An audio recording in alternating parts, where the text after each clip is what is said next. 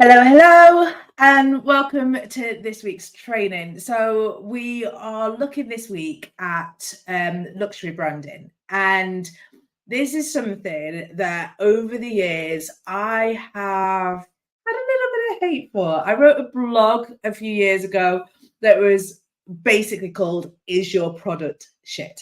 And yes, probably not the best way to come across, but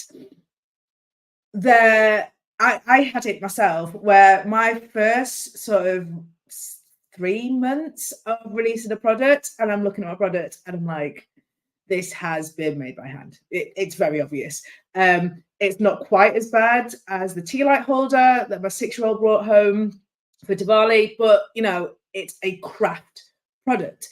And one of the things I sort of thrived in, one of the areas I thrived in is looking at the nuances that made something luxury compared to making something craft. And this is one of the reasons why I call the business Artisan Business Company, because there is a difference between a crafter or a craft person and an artisan. And it doesn't have to be based around training. It doesn't have to be based around, I've been trained to be a blacksmith, so I'm an artisan. It's not that. It's those little bits. It's the bits that make your product special. It's the fact that you take that little extra time. It's the fact that you'll get the best quality products to be able to make your product with. So you're looking for the best supplies. You're looking at the most sustainable way of making your product. And the luxury market is something that I discovered and I loved, and I was lucky enough to thrive in. And and you'll probably hear me speak about it, one of the highlights of, well, there are two major highlights of my business. One was having a pop-up store in John Lewis just before Christmas, which was just amazing for me. It was in the late October, beginning of November, and it was just an amazing week. And the staff at John Lewis were just absolutely fantastic. And whilst people are buying my products, we've got carol singers in the area. It was just something amazing. I was doing gift wrapping for people on site, and it was the most draining week of my life. And I have 3 kids, so imagine that. It literally was the most exhausting week of my life, but it was also one of the most amazing to watch people look at the sort of designer products and go, oh, they're nice, and then come to my products and go, wow. And that made me really passionate about sort of competing in that marketplace. And I did everything I could to make sure that wherever my products were related to that luxury feel, that luxury marketplace. So the independent stores that I put my products into, I researched, I investigated. And there weren't just bricks and mortar stores, but there were online stores as well. I had conversations with the owners about their vision for their business to check that it aligned with my business. And that all came down to sitting down and going, okay, so am I building a company and a product, or am I building a brand? And I decided I didn't just want to create a product and build a company. I wanted to build a brand and to have that brand known worldwide. And that was something that I was like, right, this is what I'm going to do. Making that decision is difficult. Knowing how to execute it, I was in a minefield. I had no idea what I was doing. Everything that you see from Peony and Pine, I created myself. So I designed the logo, I designed the website, I designed everything, the emails. It was all me. And it was hours of work. It was literally sitting there and going, okay, how does this business do it? How does the market work for this? Looking at luxury brands, looking at the psychology of color, looking at how people relate to stuff, even down to the scents that I chose to use, looking at how those scents affect people, what those scents instill in people's homes when they light candles in their homes. So it became a lifestyle. It was the business lifestyle, and it did me well, and I loved it. But as a newbie coming into it, it was really daunting, and it was terrifying because I didn't know where to start, what to do, or what to look at. And I think there are a lot of crafters out there that make lovely products. And I have bought some products that are lovely, and they sit on our shelves, or they have been used by, or they've been sent out for gifts, and they have been lovely gifts. Were they luxury? No. Did they look handmade? Yes. Was that the intention of me buying it? Absolutely. But when it came to me designing the business that I wanted, that was not the vibe I was going for. And that was not what I wanted to create from my business. I didn't want to have a craft business. I wanted a retail business. I wanted a worldwide retail business. And I wanted it quickly, and I wanted it to work, and I wanted a possible legacy for my kids. And I needed to do all of that so that it stood on its own, and it wasn't something that directly needed me to be in the business. There are a lot of businesses out there, handmade businesses, craft businesses out there, where the business is all based around the personality in that business. And when I started building the business, I went, no, I don't want that. I don't want to be, I know at the beginning I'm going to have to be the face of my brand, but I don't want to be the face of my brand forever. I need it to stand on its own, because I need the opportunity of having other people in there. I don't want people to come to my business and only buy from me. I want people to buy the products. I want people to buy into the products. I want the products to stand on their own. I don't want a queue of people that have all turned up just because it's me and they want to support me. I want these people to love the product so much that they tell someone who tells someone who tells someone who's never met me, who has no idea who I am, that want to buy my product.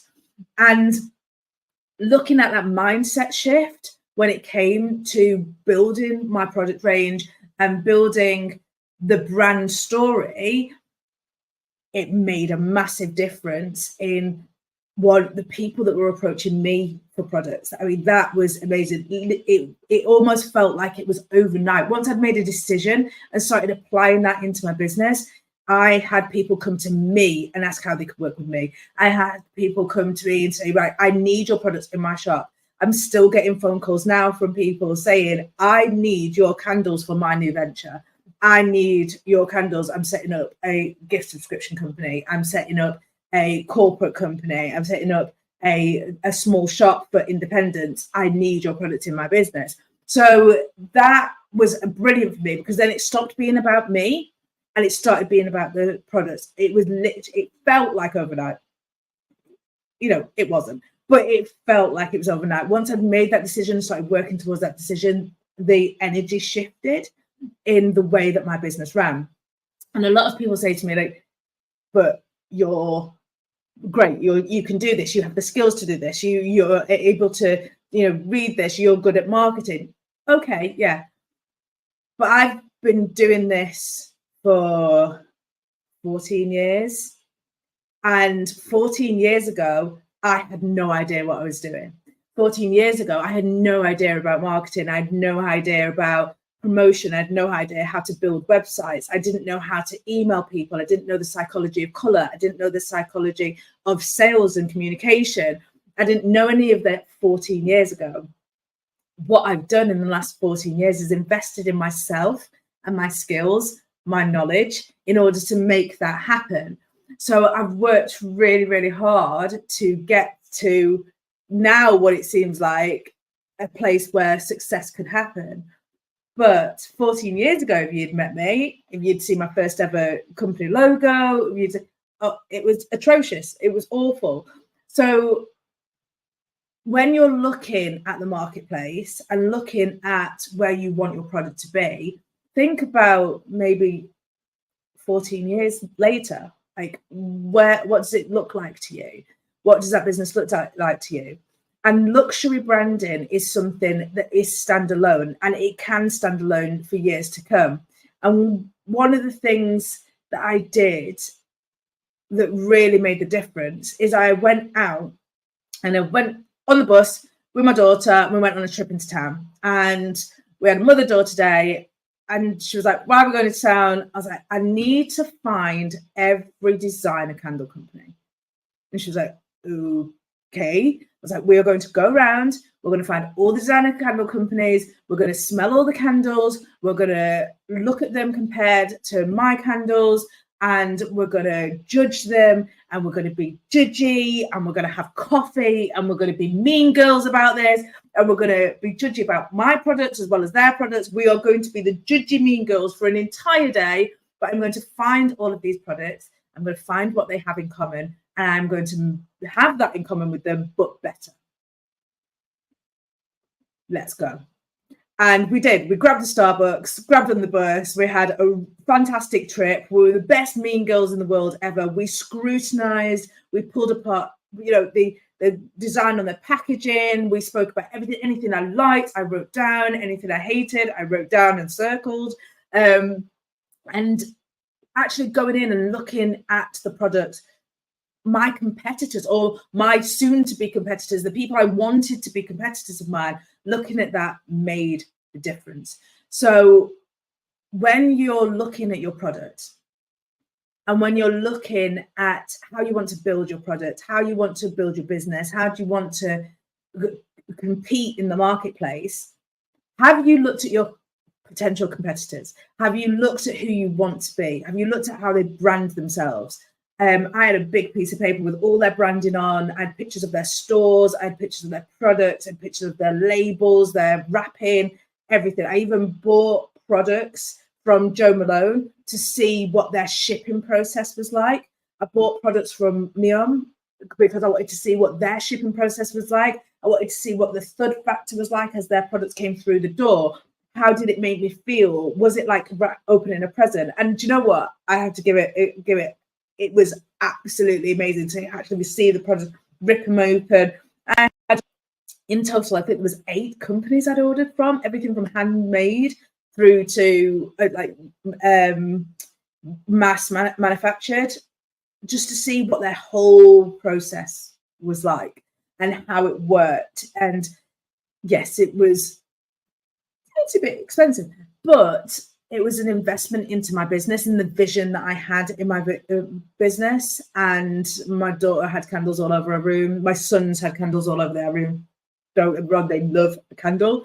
It wasn't like I was bullying them. They just stole them and ran away.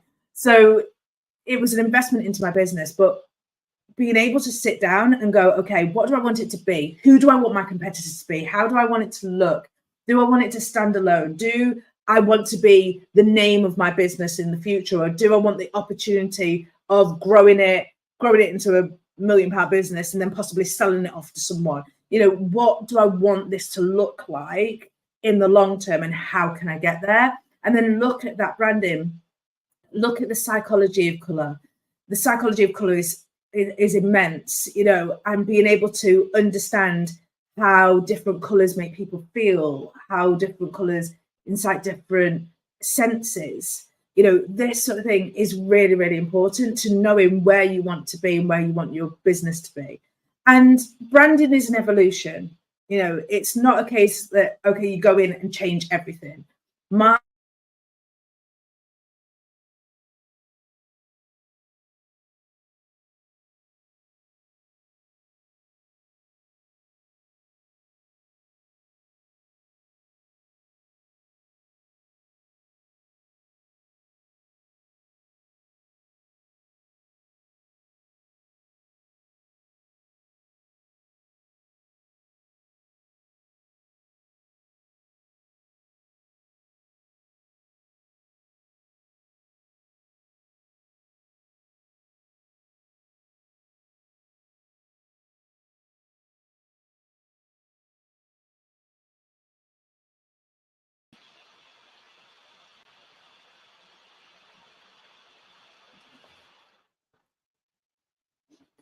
Branding doesn't have to stay the same, and your logos and your brands will evolve over time. My brand evolved over 18 months. It took me 18 months to really understand what I wanted to be and where I wanted to go.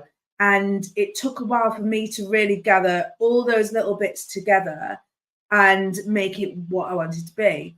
And over the next 5 to 10 years, that brand will evolve again. And the way it feels will evolve again. And based on the research we do and how many customers we have and what type of customers we have and where we get the most sales and what visuals work, what visuals don't, it will evolve and it will move along with me. It will grow in itself. It will grow into its own person. Currently, it's still in the toddler stage. Eventually, it'll get to adolescence. And when it matures, it will be what it's known for. But I'm prepared for that growth. So when you look at your business and you look at where you want to be and what you want it to be, look at those aspects. What do you want in the future? What do you want to invoke when people see your brand? What feeling do you want to invoke when people see your brand? What vibe do you want to give off? Where do you want to be placed? What kind of people do you want to buy your product? And look at this, because it can make a difference. But also looking at your product and saying, is this worthy of being a luxury product? And if not, and it's fine that it's not, what will it take for me to make this a luxury product? I remember looking at my candles and going, I wouldn't pay more than a tenner for that. By the end of the 18 months, I was getting like the same candle, the exact same candle was £20. And I was getting people coming back month on month buying because they'd found a favorite and they were going to buy it every single month. And they did. I had quite a few customers that I was like, oh, it's this date of the month. So-and-so will be ordering soon. Or I'd send out an email knowing that these 5 people were definitely going to order, or send out another email that those 5 people are definitely going to order from this one. You get to know the customers that you are comfortable with. You get to know their trends, and you get to know, what is your product worthy of that? I looked at my products and when I wouldn't buy that as for a gift. I wouldn't buy that as something special. That isn't special to me. And if I'm looking around the shop, if I'm going to buy a Christmas gift, my product isn't the gift I'm picking up. So what do I need to do to make my product the product that I would pick up for somebody's Christmas gift? What do I need to do to make my product the product that's special for my best friend on her birthday? And evaluating your product like that and being brutally honest with yourself, it's great if you are happy with your product. And I was happy with my product. I'm not saying that I wasn't happy with it. I'm saying where my goals were leading me, my product was not going to take me there. And it was about being realistic about that and going, yeah, okay, it's great that I've learned to make this. And it's great that it's selling. But can I call it luxury? No. Do I want to get into the luxury market? Yes. How do I make this product luxury so I can build that market? Let's go. So if the luxury market is something that you're looking at, start looking at your product and saying, does it matter what my branding is to start with? Is my product ready to be branded as luxury, or do I need to make tweaks to my product to make it a luxury product? Then look at your branding and go, okay, does this brand scream to me luxury? And if I look at the top 5 competitors in the luxury arena for this product, am I anywhere close to being alongside them? Or do I need to look at that and redesign it? Then look at your color scales. Okay, my color scales, is it screaming luxury, or am I just screaming? Like, where is my product in the whole scheme of this? What are my colors looking at? And then once you've got all of that, what is my story? What is my luxury story? Is my luxury story that I just want a luxury product? Or is my luxury story that I've spent the time and energy to develop a product that's sustainable, that has the best ingredients, that is the best quality, that will last much longer than any other product in this arena? Have I made the product offering as luxury as it looks? What is that story, and how does that sound to my customers? That is the development of a luxury brand. That is the development of a luxury product, and having those essentials put together, even not just on a piece of paper to start with, and going, okay, this is where I want to be. This is my dream. This is my goal. And step by step going through each of those aspects until you have a luxury brand that's ready to go worldwide. You can build that business. You can look at it and go, okay, this is what I need to do. But start evaluating it. Start looking at it and going, okay, what does it need to be? And be brutally honest with yourself. Cry about it a little bit. Eat a bit of ice cream. Then get back on with work and make it work. Make your luxury brand accessible to you, your goals and your dreams. I hope that's helped one of you, 5 of you, all of you. And I'd really be interested to talk to people. Comment below. There's people that want to be in the luxury marketplace, want to be global, but have no idea how to do it. Pop a comment at the bottom. Let's have a chat. There's a raft of information I can give you. There's so many resources I can help you with. Pop your comments below and take the plunge. Just do it. Become luxury, become global. Okay, guys.